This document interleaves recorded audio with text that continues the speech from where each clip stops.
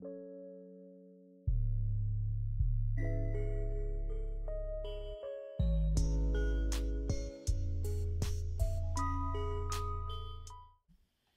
Games Researcher here, and welcome back. So, we're going into the quick top 5 of offense, top 5 of defense. Let's start off with the defensive side. So, number 5, who I think is going to have more, this is going to be based off more what I think can happen being the starting player. That's going to be the rookie from TCU, Derek Kendrick.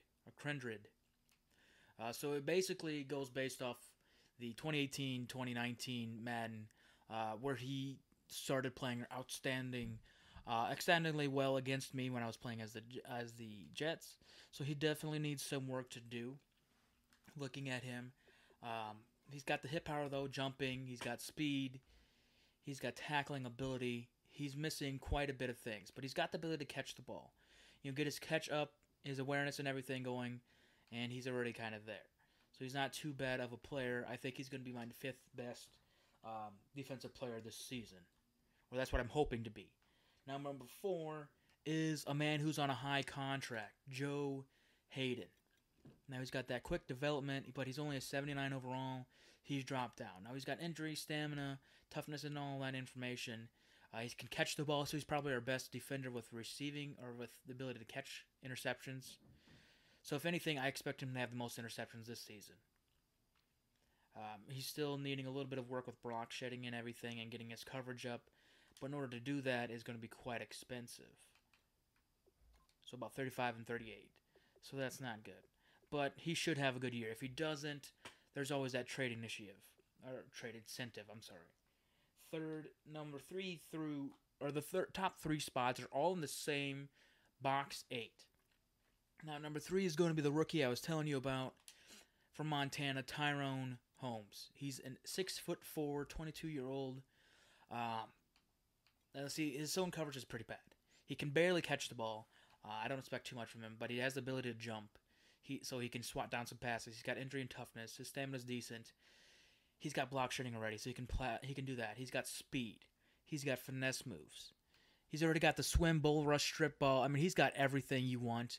The only thing he really needs to work on is continue to get his block shedding up, get his awareness and recognition, and his power moves up.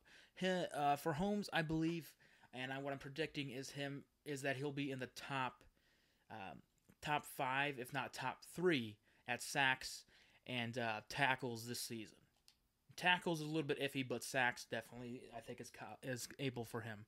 Number 2 is obviously Jamie Collins. Now he's already a superstar development. He's got quite a bit of things I need from him. Now he needs to work on his toughness. So in case if he does get injured, his finesse moves and his coverage is still a little bit lacking. But I believe he can be a guy that we can work on here. Coverage, it's going to take a little bit of work, but I believe he should be one of the top tacklers on this season. Now, the last one is obviously the other rookie that I moved over here, Emmanuel Ogbah. Now, when we first did this, he was the leader, I believe, after Season 1 in sacks. Now, you're looking at him, he's got everything. He'll be healthy. He should be healthy, at least. His coverage isn't too far off. Obviously, he can't really pass rush too well. I mean, his run blocking is a little bit crap right now. 66 is not good as a defensive player right now. But his finesse moves, hopefully, can get up there as well, and his coverage ability as well. I believe he'll be one of the top players again on our team and get that going here for us. Hopefully, by halfway through the season, I can get him to at least an 80 overall. So that's the defensive side. Let me know in the comments, guys, what you believe will be what are your top 5 of who's going to play on this team. I can go with a rundown if you'd like me to do so of my defense itself. I'll go a quick thing over here. Now I'm starting Kindred over Campbell, but Campbell will be playing sometime as well. Brandon Marshall, the middle linebacker position I kept off mainly because they're always the leader in tackles. So Brandon Marshall, I'm just going to give him a straight-up prediction. I believe he's going to get at least 120 tackles total. Not solo, definitely not. But total, he'll get 120 tackles at least. That's what I'm predicting. Kurtzke, I'm thinking 76 at the least side for that prediction. For that. Tank Carter, I don't know how much he's actually going to play. I mean, I like his speed. He's got great toughness and stamina. His coverage. He's needing some work. Some other things are needing some work, but he could be a good player. I don't expect him doing too much, though. Joe Sherbert there. Now, defensively, Carl Bradford, I hope to bring in and place pretty well with that as well. I'm hoping Carl Bradford out of Arizona State in his third year can at least get 4 or 5 sacks this season. I know it's not that much, but I'm hoping he can do that. Danny Shelton's kind of a guy who I don't know what I'm going to really do with. I hope he can be our best run stopper with his block shedding, but I don't know how often he'll be able to stay on the field with his stamina. And he's not a pass rusher. So, I mean, this guy's straight up going to be a block.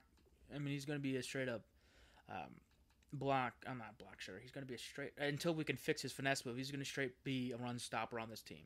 Because it's going to take way too much to do stamina here.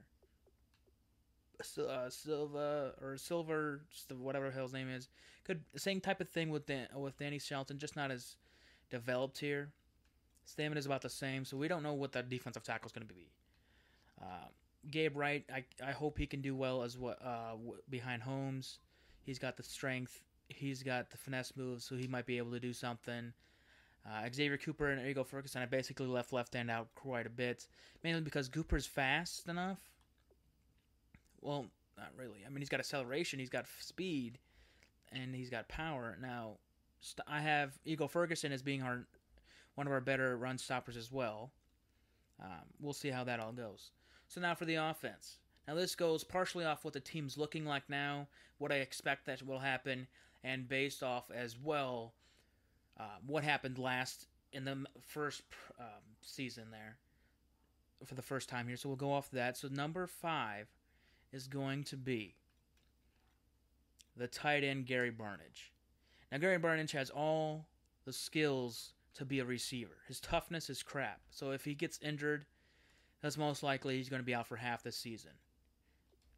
So I'm hoping that's not the case, but that's what's most likely going to happen. He's not as fast as normal. People are, but he's at the age of 30. He should be able to catch the ball, especially in traffic. So if he gets hit and he drops that ball, I'm going to be one pissed motherfucker. I wish they actually kept how many drops passes they had so I can start trashing some teams. But I expect him to have probably about 40 or 50 receptions this season, closing in on 1,000 yards, probably 600 or 700. It's not closing in, but at least around that time.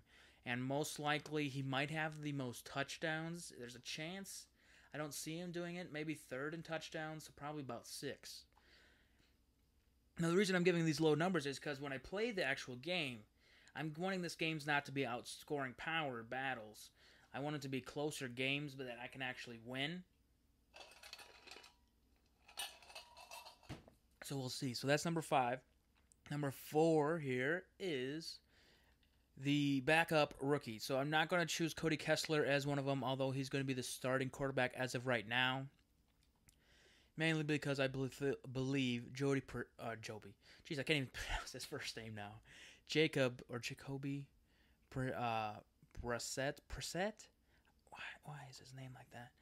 I always think Brisket every time I see his name. He's got everything you want in a quarterback at this point.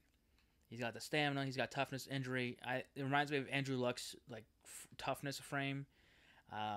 He needs to work on his carrying, his strength to break out of tackles, and his awareness is the main thing. His passing and needs to work on. But I believe with the formation subs, and if Cody Kessler starts poorly performing, he'll be starting quarterback. Most likely, I'm going to look at it after week 5 and then week 8.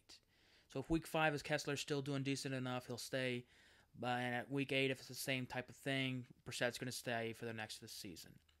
Next is we got receiver Josh Gordon.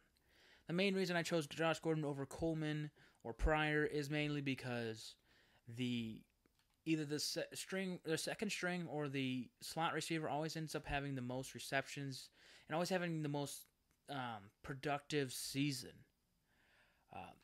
So with him being elusive as well, I believe he will have one of the best seasons this year as a receiver, or probably the best for that here. We'll all see how it goes.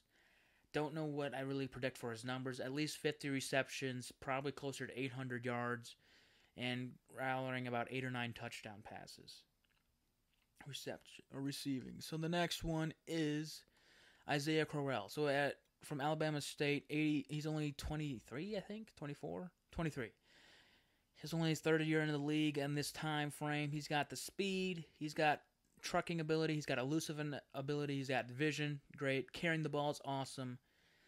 The skill set reminds me of Doug Martin. I'm just hoping that the game doesn't screw him over where he fumbles the ball every time.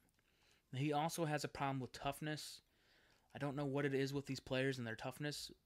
We'll hopefully see them with Crowell and Duke Johnson. We'll see how they both play. But I want to get Crowell to be a better receiver out of the backfield so we can start using some screens and other things. Darius Jackson, I really don't expect to play too much. We'll see how it all goes with him.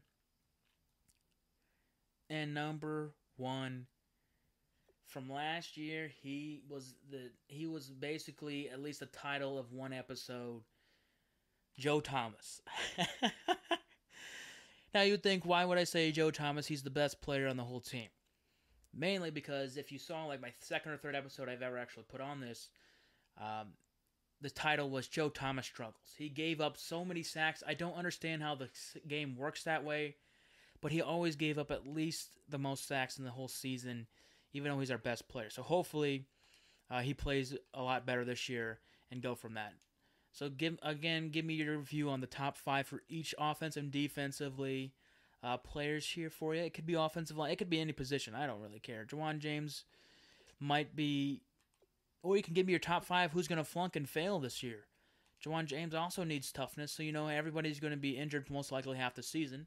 So predict how much wins we're going to have this season. We'll get you going next game. Thank you for watching, and we will see you later on.